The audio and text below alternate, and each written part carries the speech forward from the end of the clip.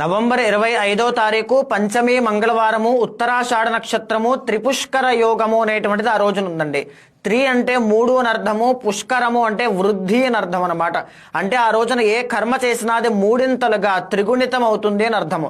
ఆ రోజున ఎవరు కూడా నెగిటివ్ థింగ్స్ అయినటువంటి గొడవలకు వెళ్ళడం కానీ, తగాదాలకు వెళ్ళడం కానీ, హాస్పిటల్స్ కానీ, కేసెస్ కానీ ఏమీ వెళ్లకుండా చాలా ముఖ్యమైనటువంటి పుణ్య కార్యక్రమాలు మాత్రమే చేయండి.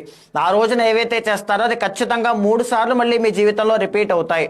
బంగారం ఏదైనా కొనాలి అనుకుంటే ఆ రోజున కొనడం వల్ల 3 మళ్ళీ కొంటారు, 3 సార్లు కొనేటువంటి అవకాశం వస్తుంది. ఏదైనా గృహప్రవేశాలు చేయడం వల్ల మళ్ళీ గృహప్రవేశం చేస్తారు.